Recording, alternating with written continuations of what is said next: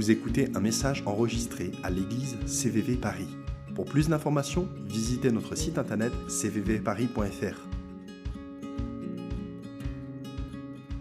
Si vous avez vos Bibles, je vous invite à ouvrir à Matthieu 10. D'ailleurs, je ne devrais pas dire si, parce que tout le monde a son téléphone, non? Franchement, je vous invite à l'ouvrir, on va revenir dessus à plusieurs reprises. Je vais lire à partir du Bible du Semeur, donc c'est une bonne traduction, pas grave si vous utilisez une autre traduction, mais juste un instant pour ouvrir vos Bibles.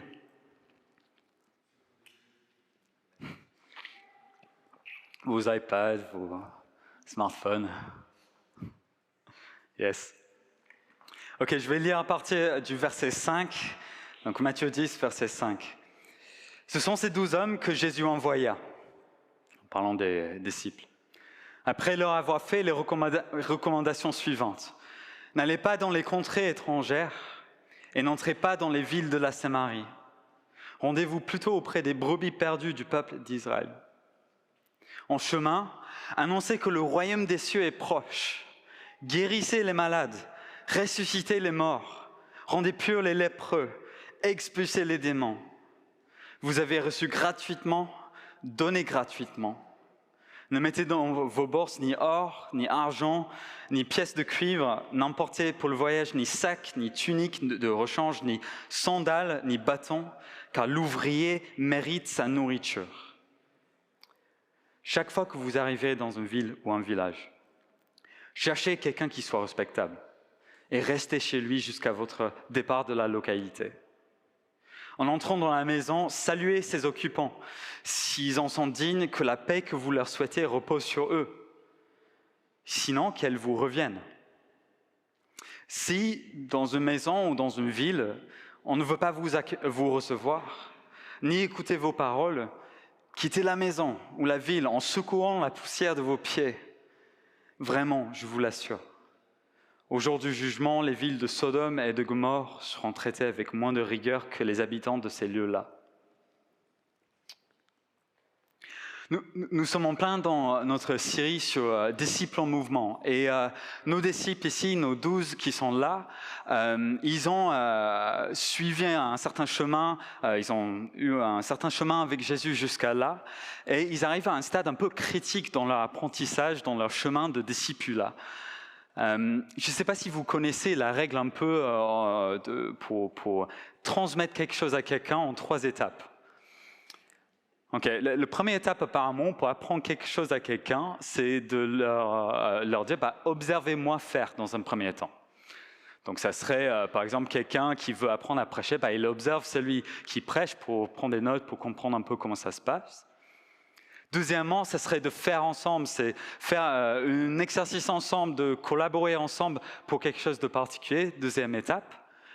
Et puis la troisième étape, c'est que cette personne qui était en apprentissage, pour sa première fois peut-être, le fait toute seule, comme un grand, il commence à se faire l'œuvre lui-même. Et nos disciples arrivent un peu à ce troisième stade d'apprentissage, si vous voulez. Ils ont pris du temps pour observer Jésus, pour voir ce qu'il faisait. Ils ont été à côté de Jésus, aux côtés de Jésus, alors qu'il exerçait son ministère jusqu'à là. Et maintenant arrive le moment, le grand jour, où Jésus leur dit « Maintenant, à vous, à votre tour, vous allez aller dans différentes villes et vous allez prêcher, vous allez expulser les démons, vous allez guérir les malades. » Et j'ose pas imaginer ce que ressentaient les disciples à ce moment. Je ne sais pas si vous avez déjà pensé à ça. Je pense qu'il devait y avoir un bon cocktail d'émotions. Un bon cocktail de crainte et de peur, je pense. Mais aussi un peu d'excitation, un peu d'attente par rapport à ce chemin qu'ils allaient parcourir par la suite. Et un peu de crainte, ça serait vraiment compréhensible en fait dans un premier temps. Parce que c'est pas comme aujourd'hui ici à Paris. À cette époque-là, le message de Jésus était perçu comme dangereux pour les autorités en place. Et les disciples savaient très bien que là où ils allaient aller, dans les villes, il y avait une forte probabilité qu'ils soient traînés devant la justice à un moment, qu'ils soient peut-être lapidés, que même ils retrouvent la mort sur le chemin. Les disciples étaient très conscients que là où ils allaient, c'était un endroit hostile, c'était un endroit potentiellement très fermé à eux. Les disciples avaient peut-être un peu raison d'avoir crainte, et ce qui est sûr, c'est que le rejet les attendait dans certaines de ces villes. Ils allaient aller à des endroits, ils allaient dire, voilà, le royaume des cieux est proche, et des gens allaient leur dire, non, quittez la ville, ou non, on va vous faire mal parce qu'on n'aime pas ce que vous dites. Donc un peu de crainte, ça serait compréhensible. Je pense aussi que les disciples, à ce moment-là, n'étaient pas forcément ultra prêts, ou ils ne se sentaient pas forcément très prêts à ce moment-là. Ils n'étaient pas avec Jésus depuis très longtemps. Ça faisait un petit moment, mais c'est pas comme s'ils ont suivi une formation sur 5 ans sur la prise de parole dans une grande école en France pour savoir bien s'exprimer, ou c'est pas comme s'ils ont fait un diplôme en théologie sur 5 ans ou 7 ans avec une thèse à la fin. La motivation n'était pas toujours les bonnes. Judas était un des 12 qui était envoyé à ce moment-là. Des hommes, peut-être pas si près que ça, à première vue. Donc, normal qu'ils se sentent un peu intimidés par la mission devant eux. Mais peut-être des hommes aussi un peu excités par rapport à la mission, parce qu'après tout ce temps qu'ils suivent Jésus et tout ça, c'est maintenant à leur tour d'aller prendre un risque. Et c'est un peu le moment où c'est on va pouvoir faire les choses que Jésus faisait. Il nous envoie, il nous fait confiance pour y aller. Waouh, je vais faire quelque chose avec ma vie, ça va valoir quelque chose. Un peu d'excitation dans leur cœur. Et donc je pense qu'on retrouve nos disciples avec ce cocktail d'émotions, de bonnes émotions, d'émotions plus compliquées à gérer, mais les voici devant Jésus qui leur donne une mission et des instructions pour la mission. Et notre histoire ici, avant tout, c'est une histoire d'hommes ordinaires, peu qualifiés dans un sens, qui ont été appelés à faire des choses extraordinaires par la puissance de Dieu, que Dieu leur donnait. Et de la même manière, aujourd'hui, et c'est un peu le message de ce soir, nous, des gens très ordinaires, pour la plupart d'entre nous, Dieu veut faire des choses extraordinaires à travers nous, en tant que missionnaires, ici à Paris, pour son royaume, par sa puissance. C'est ça notre appel. On va en parler pendant un petit moment ensemble. Voilà. Et j'ai dit ce mot missionnaire à Paris. Quand on parle de missionnaire, souvent on imagine quelqu'un qui est payé pour aller à l'autre bout du monde pour parler de Jésus. C'est vrai, c'est génial, gloire à Dieu pour ces personnes. Mais missionnaire, au fond, c'est quelqu'un qui est envoyé pour une mission précise, pour être témoin de sa foi, pour transmettre sa foi. Et nous sommes tous ici, là, pour une raison. Dieu nous a mis ici aujourd'hui avec une mission précise. Il nous a fait missionnaires ici à Paris, à Paname. Missionnaires à Paname. C'est ce qu'il nous a fait. Ok ? Donc on va explorer ça un peu ensemble. Et on va voir dans un premier temps que Jésus a donné une mission précise à ses disciples et qu'il nous donne une mission aussi à notre tour qui est précise, et que comme Jésus a donné des instructions précises à ses disciples aussi, il nous donne aujourd'hui des instructions qui sont précises, qui nous aident à marcher de l'avant. Amen. Ok. Jésus donne une mission précise. Je vais commencer avec ces versets 5 jusqu'à 6. Parce que je trouve qu'il y a un enseignement qui est intéressant pour nous dedans. Donc c'est écrit, ce sont ces 12 hommes que Jésus envoya. Après leur avoir fait les recommandations suivantes, et là c'est important, n'allez pas dans les contrées étrangères et n'entrez pas dans la ville de la Samarie. Rendez-vous plutôt auprès des brebis perdues du peuple d'Israël. Ok, on n'est pas encore au moment où Jésus dit, faites de toutes les nations des disciples. On est un peu avant ça, on est à un moment où Jésus choisit, dans sa stratégie divine, de dire « Allez d'abord auprès des brebis perdues d'Israël », c'est-à-dire le peuple juif. Le peuple que Dieu avait mis à part dans le monde depuis des centaines d'années, qui était comme un témoignage envers les autres peuples du monde de la gloire de Dieu, de la sainteté de Dieu. C'était un peuple mis à part, qui était censé être différent du reste du monde pour qu'on puisse voir que Dieu était différent, était à part du péché du monde. Et c'était un peuple qui devait rayonner donc l'amour et la gloire de Dieu. C'est un peuple aussi qui, à plusieurs moments, s'est éloigné gravement de Dieu et a subi les conséquences. Et à l'époque de Jésus, d'ailleurs, ils avaient été mis en exil plusieurs centaines d'années avant. Et depuis ce moment, ce peuple juif n'avait pas vraiment retrouvé sa gloire d'autrefois, n'avait pas vraiment trouvé cette puissance qu'elle avait en tant que peuple avant. Et Jésus les voit toujours, ce peuple qui s'est égaré, qui s'est éloigné de lui. Jésus ne les a pas oubliés. Et Jésus n'a pas oublié aussi les promesses que Dieu a faites envers ce peuple. C'est Paul, l'apôtre, qui en Romains 15 nous donne un peu de révélation sur ce que Jésus était en train de faire là. Et c'est écrit, « Christ est venu se mettre au service des Juifs pour montrer que Dieu est véridique en accomplissant les promesses faites à leurs ancêtres. » Jésus est venu pour leur montrer, à travers les promesses qu'il a faites, en accomplissant les promesses qu'il a faites, qu'il a été fidèle autrefois et qu'il était encore fidèle à eux. Et que ces promesses, il ne les oublie pas. La fidélité est dans la nature de Dieu et Jésus est venu pour leur prouver ça, pour leur montrer ça. Il a fait ça de deux manières. En annonçant le royaume, que le royaume de Dieu, des cieux était proche, et en accomplissant des signes pour qu'ils puissent voir la preuve de ce que Dieu voulait leur enseigner. Si vous allez dans la rue aujourd'hui et que vous allez vers un inconnu et que vous leur dites « le royaume des cieux est proche », quelle serait la réaction de la personne ?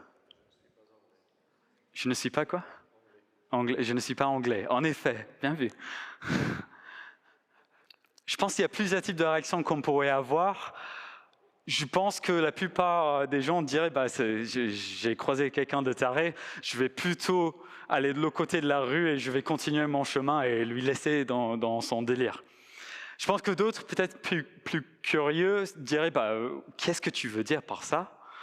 Voilà, on pourrait avoir tout type de réaction. Mais pour le peuple juif à cette époque-là, dire le royaume des cieux était proche, c'était pas comme ça en fait. Ils savaient de quoi. Bon, en tout cas, ils croyaient savoir de quoi il s'agissait. Quand les Juifs de l'époque entendaient que le royaume des cieux était proche, ils se rendaient compte que Dieu allait accomplir les promesses, qu'il allait établir un nouveau roi qui allait les libérer de l'oppression qu'ils vivaient. Ils étaient conscients que ça voulait dire que quelque chose allait changer pour eux, qu'ils allaient entrer dans une nouvelle saison et que Dieu allait accomplir ses promesses. Et que le peuple de Dieu allait encore une fois être libre et vivre pleinement dans la bénédiction de Dieu. Ça voulait dire qu'un roi allait venir. Voilà, c'est un peu les choses qu'ils ressentaient par rapport à ça. Et le fait d'aller et ensuite accomplir des miracles, comme purifier ceux qui étaient lépreux, comme guérissant les malades, comme expulsant les démons, pour les Juifs qui attendaient des signes de la part de Dieu pour croire que quelque chose venait de la part de Dieu, c'était parfait. Le royaume des cieux est proche. Ah bon ?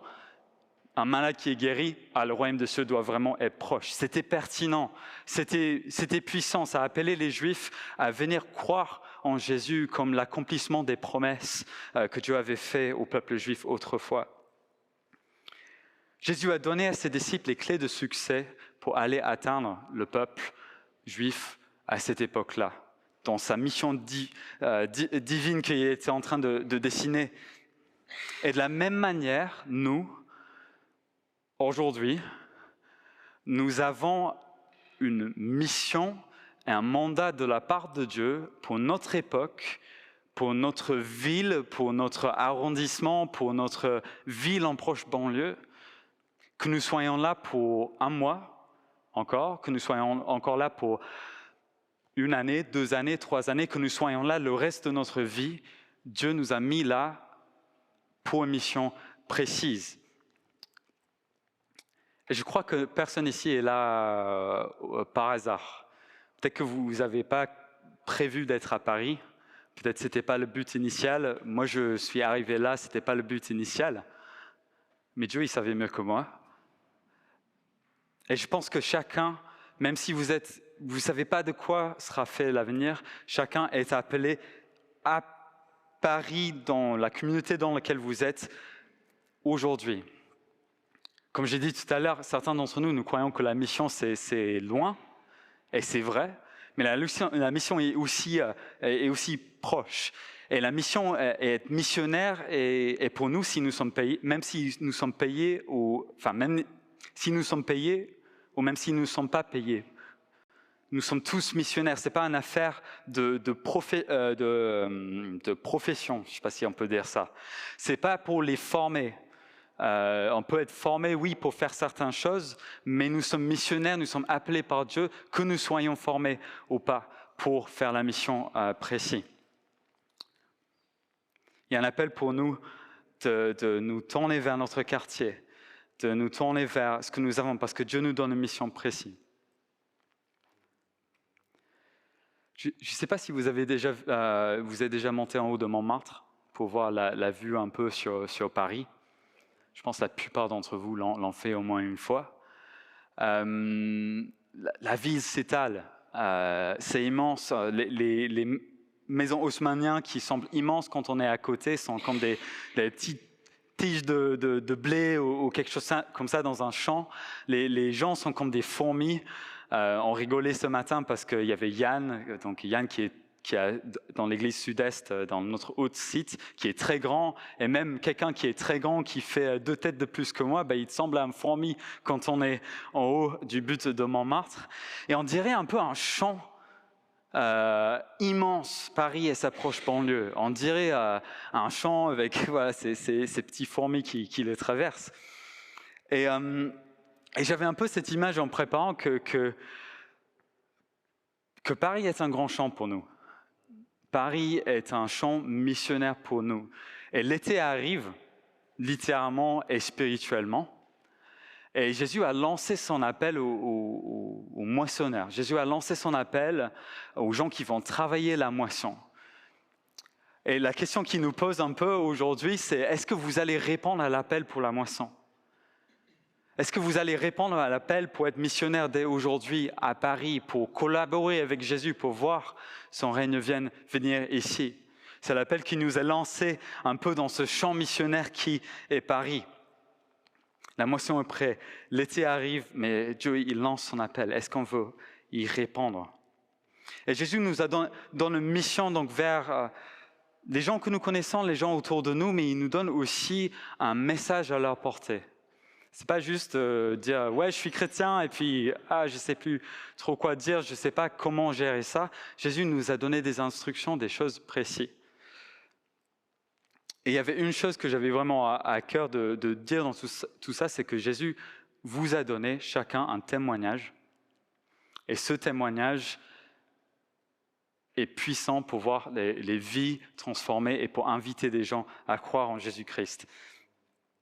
On croit ici que Jésus aime profondément tous les hommes et que son cœur, c'est que chaque homme, chaque femme, chaque enfant puisse avoir l'opportunité de choisir de croire en lui, dans son amour. Parce que c'est ce qu'il y a de meilleur, c'est ce qui est bon pour nous, c'est de mettre notre foi en Jésus-Christ et il veut que chacun ait l'opportunité de le faire. Et donc, il nous envoie avec notre témoignage. Et chaque disciple de Jésus a son histoire de comment Dieu l'a rencontré et comment Dieu a tout changé dans votre vie. Moi, quand j'étais enfant, j'ai donné ma vie à Jésus. J'avais 6, 7 ans, je ne sais plus trop quel âge exactement. Et je pense que j'y comprenais pas grand-chose. Je ne sais pas si c'est le cas pour certains. J'ai eu l'opportunité de grandir dans l'église. Mais bon, à 6-7 ans, on ne comprend pas forcément ce qui se passe autour de nous, mais j'avais fait un choix, donc que petit. Et c'est plutôt sur le chemin que je me suis rendu compte à quel point j'avais besoin de Jésus. C'était plutôt sur le chemin que je me suis rendu compte qu'activement, je cherchais à faire l'inverse de ce qui était bon pour moi, de ce que Dieu voulait pour moi. Que j'allais de manière consciente dans l'autre sens de ce que Dieu voulait. Je ne voulais pas ce qu'il voulait pour moi, parce que je croyais que je savais mieux que lui pour ma vie, pour ce qui était bien pour moi. Et c'est l'histoire de beaucoup d'entre nous aussi. Il y a un moment dans notre vie où on ne cherchait pas Dieu, on ne cherchait pas à faire sa volonté, on n'avait pas envie de le suivre. On ne croyait pas dans sa bonté. C'est le témoignage de la plupart de tous qui sont nés à partir de la naissance. Et c'est plutôt sur le chemin que je me suis rendu compte donc, que je résistais à Dieu, que je ne voulais pas l'accepter, vraiment rentrer sur moi. Mais il est arrivé un moment où j'ai compris que Dieu avait quelque chose de meilleur de prévu pour moi et qui m'invitait à le rejoindre dans ce qu'il avait de prévu. Et donc un peu en baissant les bras sur plusieurs années, sur une période qui était plutôt longue, en me donnant à Dieu, en choisissant ça en tant que jeune adulte, enfin plutôt ado, quand je pouvais vraiment faire ce choix, j'ai commencé à découvrir vraiment l'amour inconditionnel de Dieu. L'amour qui est parfait, l'amour qui ne dépend pas de comment moi je suis, mais qui dépend de Dieu et son don gratuit envers moi. J'ai commencé à vraiment être à l'aise avec le fait que j'étais faible, que j'étais un homme comme les autres et que j'avais besoin de Dieu. Je commençais à reconnaître mon hypocrisie, reconnaître mon ego aussi, là où les motivations n'étaient pas bonnes. Et Dieu a commencé à purger des choses de ma vie. Et j'ai commencé à trouver une légèreté et une joie dans le fait d'être aimé par Dieu, dans le fait de savoir que Dieu m'a pardonné de mes fautes parce que j'ai mis ma foi en lui. Et mes désirs, ils ont changé au fur et à mesure, sur plusieurs années. J'ai commencé à vouloir que Dieu me guide. Genre, pas juste guide-moi Dieu, mais dans ma chambre, là où personne ne voit, Seigneur, j'ai besoin, je veux que tu sois mon guide. S'il te plaît, montre-moi le chemin. Je veux te suivre avec ma vie. Ce genre de prière-là, des prières où j'ai demandé à Dieu de me guérir, parce que, comme nous tous, je crois, nous avons tous besoin de guérison à des moments dans notre vie, et j'avais besoin d'être guéri par Dieu, j'avais besoin de sa main sur ma vie pour me transformer. J'avais besoin qu'il me purge donc des choses qui ne l'honoraient pas dans ma vie. J'avais besoin d'être avec lui, j'avais besoin de le connaître et de me réfugier en lui. Et au fur et à mesure, j'ai découvert ce joie qui est de suivre Jésus et de connaître ça dans ma vie. C'est un peu ça, mon témoignage. Il y a d'autres choses à raconter. Et vous aussi, vous avez un témoignage. Je ne sais pas, peut-être c'est loin pour certains d'entre nous. Peut-être c'est un souvenir qui date depuis quelques années. Mais souvenez-vous, il y a un moment où Dieu est entré dans votre vie. Il y a un moment où Dieu, il s'est révélé à vous, vous avez compris qu'il était là pour vous sauver.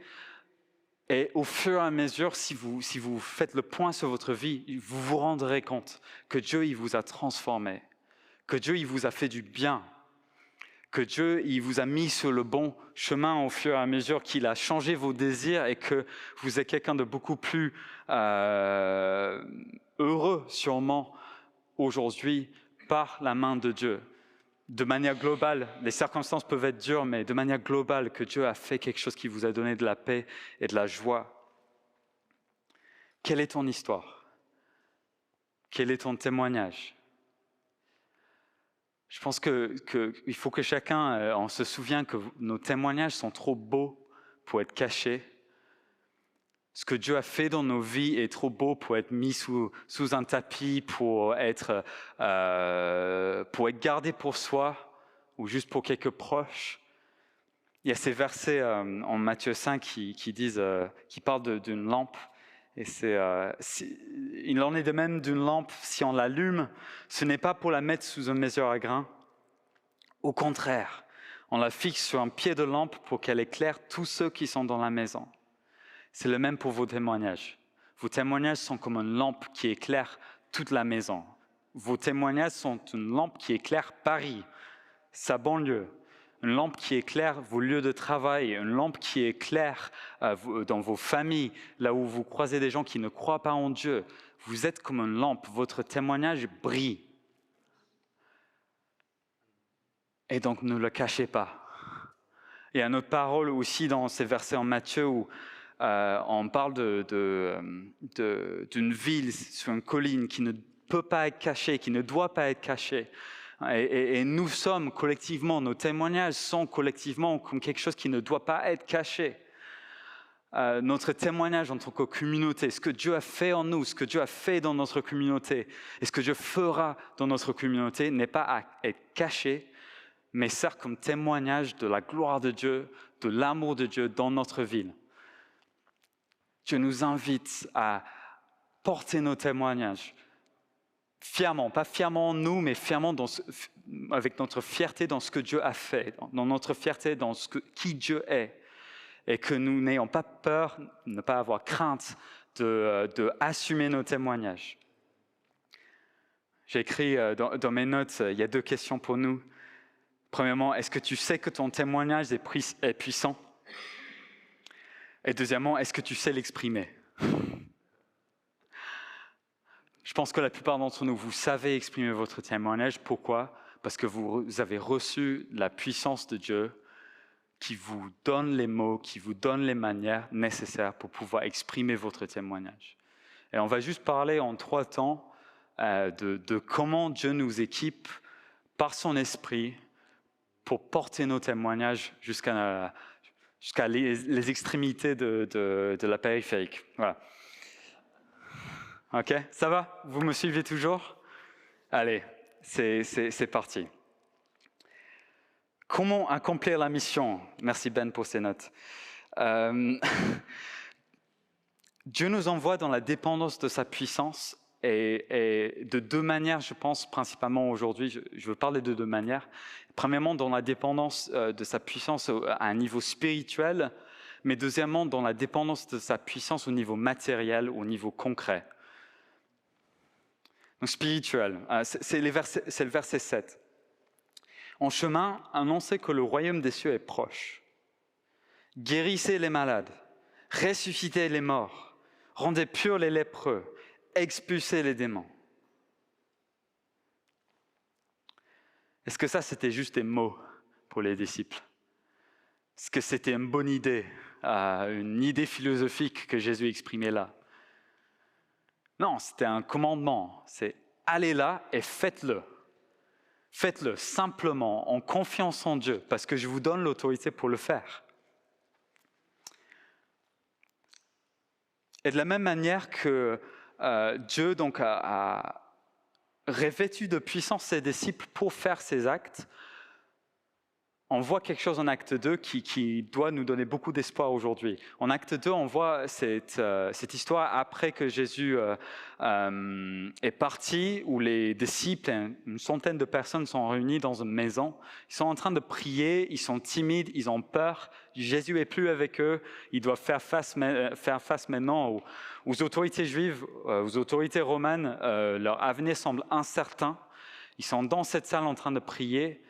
Et là, vient l'Esprit de Dieu sur eux. Ils étaient revêtus de puissance. Et ce n'était pas juste merci Saint-Esprit. C'était un moment précis où Dieu voulait marquer quelque chose de particulier. C'était un moment où Dieu voulait faire une œuvre qui était tellement transformatrice, tellement nouveau, tellement les gens allaient être différents après cette rencontre avec Dieu, que les gens ont tremblé sous l'influence du Saint-Esprit. Il y a eu des langues comme des feux sur la tête des gens qui étaient visibles. L'Esprit s'est manifesté dans sa puissance parce qu'il était en train de faire quelque chose de puissant. Et c'est un peu le moment de l'envoi enfin de ses disciples vers les nations pour accomplir les œuvres de Dieu. C'est la démocratisation, si vous voulez, de la puissance de Dieu qui est reposée sur nos 12 disciples ici. Et aujourd'hui, nous vivons encore. Nous profitons encore de ce que Dieu a fait en acte 2 quand il a envoyé l'Esprit pour la première fois. Parce que nous, à notre tour, remplis de l'Esprit, revêtus de la puissance de Dieu, nous sommes appelés à aller vers le monde, annoncer le témoignage de Jésus et accomplir des signes et des miracles de puissance qui vont montrer à un monde qui cherche Dieu, que Dieu est vrai et que Dieu existe. Dieu nous envoie aujourd'hui avec sa puissance. Et je pense qu'une des choses qu'on peut croire souvent, c'est que, à l'époque des Juifs, ils avaient besoin d'un signe pour croire en Dieu. Mais aujourd'hui, on est plutôt intellectuel, non? On est plutôt des gens rationnels. Et donc, pour atteindre ces gens-là, il vaudrait mieux qu'on argumente à travers des arguments bien construits pourquoi nous avons raison. Alors, je caricature un tout petit peu. Le fait d'argumenter sa foi est très bonne et est une bonne chose dans le bon contexte, mais je ne suis pas convaincu que les gens de notre époque sont si rationnels que ça. Je ne suis pas convaincu en fait qu'on est dans une époque qui est si rationnelle, qui est si basée sur les faits et les vraies choses. Je pense qu'on est des êtres très émotionnels, très spirituels aussi, je dirais. Je pense que nos manières d'agir sont pas toujours conduites juste par une réflexion purement intellectuelle, mais il y a plein d'autres choses qui rentrent en jeu. Et nous avons besoin de vivre une expérience de Dieu. Nous avons besoin de ressentir que les choses sont vraies. Quand on croise des gens, par exemple, dans la rue, et quand on leur parle de la foi, la plupart des gens que j'ai croisés croient dans une sorte d'idée d'être supérieur qui donnerait une sorte de destinée aux gens et tout ça. La plupart des gens, ils ont une sorte de spiritualité un peu vague par rapport à ce qui doit exister au niveau spirituel. Et ce n'est pas rationnel. Et Dieu, il veut venir par sa puissance leur donner une expérience de quelque chose de spirituel, leur donner une expérience de quelque chose qui vient de l'au-delà. Et ça, il veut faire ça à travers nous, par son esprit, par des miracles, quand les démons sont expulsés, quand nous avons des paroles prophétiques qui viennent de Dieu, qui dévoilent des choses dans leur vie et qui leur font dire « Waouh, Dieu, il doit exister en fait ». Dieu vous nous envoie dans la dépendance de sa puissance à un niveau spirituel. Ah, il y a du tonnerre maintenant. Vous avez vu les images des festivals. Il y a un gros festival dans le bois de Vincennes en ce moment, ça s'appelle We Love Green. Et hier, dans l'après-midi, vous avez vu l'orage, j'imagine. Nous, on n'habite pas très loin, donc on a vu l'orage et tout ça.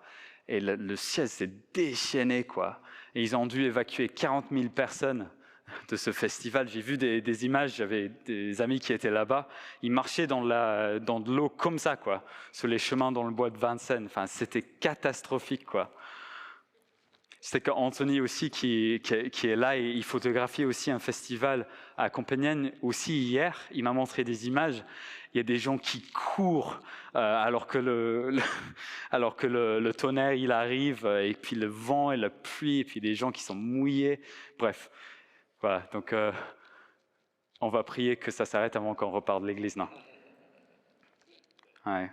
Juste un petit témoignage pour illustrer un peu l'envoi dans la dépendance de la puissance de Dieu. Je me souviens, j'étais assis en face d'un ami qui avait des vrais besoins dans sa vie. J'étais jeune, j'étais encore ado, je crois. Et on priait ensemble et je savais qu'il fallait que Dieu parle à ce gars. Et donc j'ai fait une petite prière dans mon cœur, j'ai dit à Dieu, Dieu, parle à mon ami ici. Parle-lui maintenant. Et j'ai reçu dans mon cœur juste la conviction que Dieu lui avait parlé.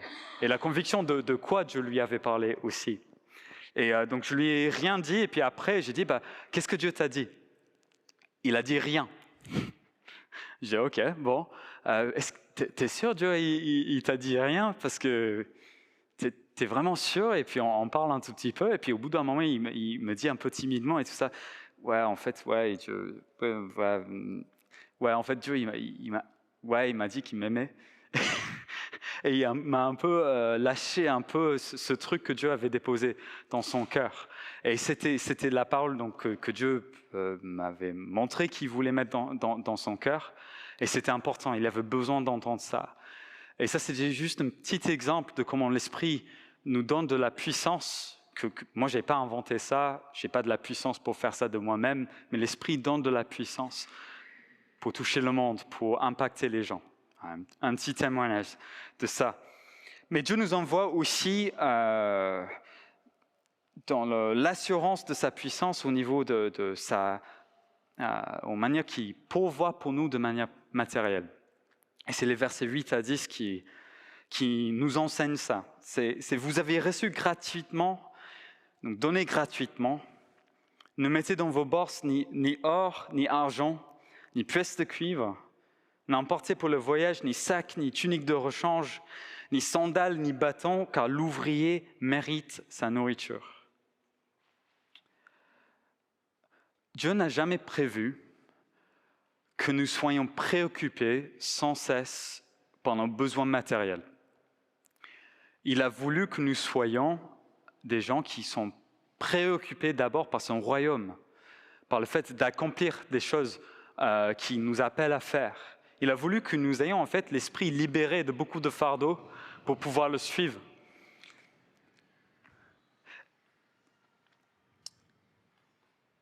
Et Dieu veut pourvoir pour celui qui choisit de le suivre. Et c'est important pour nous, je pense, de croire, parce qu'à Paris, il y a des vrais enjeux financiers pour nous chacun. Les loyers sont chers, le coût de la vie est plutôt cher, les divertissements, les activités qu'on peut faire coûtent de l'argent ici. Ce n'est pas juste un balade en forêt gratuit tous les week-ends, quoi. Vivre à Paris, ça implique un certain... ça dépend où on habite, en effet. Venez à Versailles, oui, c'est ça. Mais voilà, c'est pas donné, et donc les enjeux financiers sont énormes. Et donc je pense que l'invitation pour nous, de la part de Dieu, de ne pas nous inquiéter pour ça, mais tout mettre sous sa puissance pour pourvoir pour nous, pour nos familles, pour nos besoins, est une invitation qui est importante pour nous. Et que nous devons saisir dès aujourd'hui. Il y en a peut-être, je ne connais pas vos situations financières, mais il y en a peut-être d'entre nous qui galèrent pour les fins de mois. Il y en a peut-être d'entre nous qui ont des vrais besoins sérieux. Et Dieu veut venir pourvoir pour ça. Et Dieu, il pourvoit de plein de manières. Il pourvoit avec des boulots, parfois, des périodes de chômage qui s'arrêtent. Et Dieu, il donne du travail qui permet de vivre, et de vivre correctement.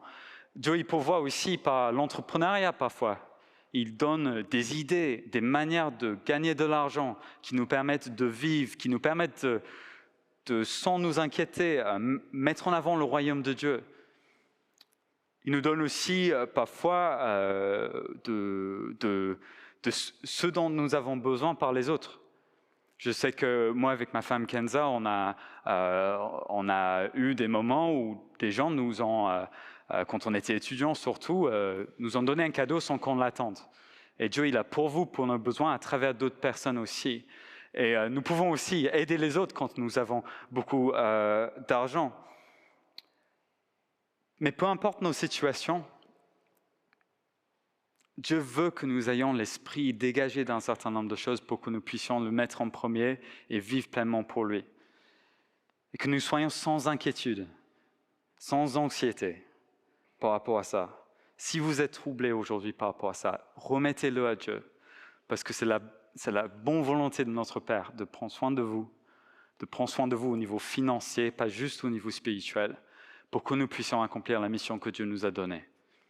Donc, il nous donne sa puissance pour faire des choses spirituelles, pour aussi avoir ce qu'il nous faut au niveau matériel. Et troisièmement, il nous envoie avec une légèreté, il enlève la pression. Je tire ça des versets 11 à 15, je ne vais pas les lire parce qu'ils sont un peu longs, mais c'est cette idée qu'il a donnée aux disciples, que vous allez dans une ville et vous cherchez quelqu'un qui a envie de vous accueillir, qui est susceptible à ce que vous avez à leur dire et qui a envie d'entendre. Mais si ces gens-là ne sont pas prêts à vous entendre, ils n'ont pas envie de recevoir de votre part, allez dans une autre ville. Ces gens-là, ils vous rejettent, ok, allez à un autre endroit. Il y a plein de gens qui doivent entendre l'évangile. Il y a plein de gens vers qui vous pouvez encore aller. Et je pense que donc, la première idée ici, c'est donc chercher ces gens qui accueillent le message de Dieu, qui nous accueillent et tout ça. On parle de personnes de paix parfois, donc l'idée qu'il y a quelqu'un dans votre entourage en fait qui vous pose des questions. Il y a quelqu'un que vous connaissez qui est intéressé par la foi et que Dieu nous envoie vers ces gens-là. Mais si les gens nous rejettent, Si nous voulons parler de Jésus à quelqu'un, et il dit je ne suis pas intéressé, ou s'il y a quelqu'un qui semble être intéressé pendant un temps, et puis au bout d'un moment, ils disent non, je ne suis pas trop intéressé finalement, ou ils ne viennent plus à l'église, ou tout ça. Jésus ne veut pas que nous portons la responsabilité du salut de cette personne-là. En fait, c'est Dieu qui porte la responsabilité du salut de la personne. C'est l'œuvre de l'Esprit qui révèle le péché, qui révèle le besoin d'être sauvé. La responsabilité sur les épaules de Dieu. Et nous ne sommes pas donc responsables pour les gens, mais nous sommes responsables envers eux. Parce qu'on a vu au début que Dieu veut que chacun ait l'opportunité de croire en lui. Envers ces gens-là, on est responsable de leur montrer notre témoignage, de leur parler de Jésus, de leur montrer pourquoi ils devraient croire en Jésus. Mais s'ils décident de ne pas croire, s'ils nous rejettent, nous ne sommes pas responsables pour les gens. Et bien que ça nous brise le cœur parfois, parce qu'on aime ces gens-là, on peut toujours persévérer dans la prière. N'abandonnez pas de cette manière-là, mais ne portez pas non plus le fardeau du salut de cette personne-là, parce que ce travail appartient à Dieu. Et ça peut nous aider à relâcher un tout petit peu la pression. Notre performance en tant que chrétien, le fait que Dieu nous aime ou pas ne dépend pas de notre succès en tant que missionnaire ici ou pas. Si nous voyons une personne se convertir au cours de notre vie, gloire à Dieu, c'est une personne qui a donné sa vie à Jésus. Que nous voyons plusieurs centaines, gloire à Dieu, il nous a utilisés de manière puissante. Mais peu importe, la responsabilité de sauver est sur les épaules de Dieu, et donc soyons fidèles simplement en portant notre témoignage envers les gens.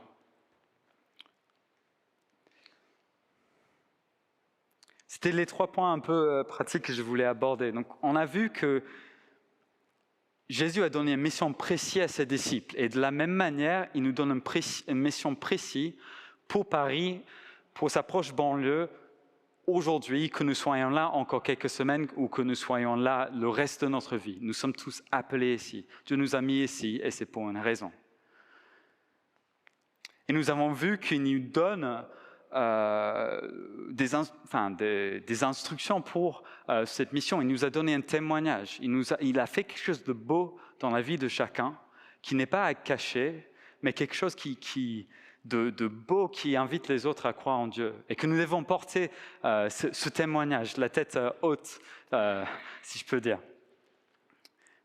Et puis on a vu en 3 fois que Dieu nous donne de sa puissance pour accomplir des signes, des miracles et pour collaborer avec l'Esprit, pour voir des vies changer, qui s'occupe des choses matérielles. Il veut pouvoir pour nous, pour que nous puissions mettre notre attention sur son royaume et qui nous envoie aussi sans la pression de sauver parce que le salut, cette responsabilité repose sur lui. Et j'avais envie de terminer en priant pour 2 types de personnes ici. Et vous allez peut-être vous reconnaître dans une de ces 2 choses. Plusieurs ce matin dans le site de Sud-Est ont répondu, on a pu prier, et c'était fort. L'Esprit est venu et a vraiment parlé à certains. Certains d'entre vous, vous dites, en fait, en entendant tout ça, je pense que j'ai besoin de renouveler cet engagement à être missionnaire ici à Paris, maintenant. Peut-être parce que je me projette plus loin, plus tard. Peut-être parce que vous savez que vous êtes là que pendant un temps. Vous hésitez à vous engager, vous hésitez à vraiment être à fond pour Dieu ici et maintenant. Mais vous avez senti un peu l'Esprit vous titiller sur ça, vous dire, en fait non, je t'appelle maintenant. J'ai des projets pour toi maintenant. J'ai des grandes choses que je veux accomplir à travers toi maintenant. Et donc, dans un instant, si ça c'est vous, j'ai trop envie qu'on prie pour ça parce que Dieu, il veut vraiment bénir cette démarche. Et puis, deuxièmement, peut-être il y en a qui se disent, j'ai pas vraiment eu cette expérience d'être revêtu de la puissance de Dieu. J'ai pas cette confiance dont on parle quand on est rempli du Saint-Esprit pour témoigner, pour accomplir des miracles et tout ça. Et la bonne nouvelle, c'est que Dieu aime donner son Saint-Esprit. C'est un cadeau et il ne veut pas retenir ce cadeau de vous, mais il veut justement vous bénir avec le don du Saint-Esprit. Vous venez d'écouter un message enregistré à CVV Paris. Pour plus d'informations, visitez notre site internet cvvparis.fr.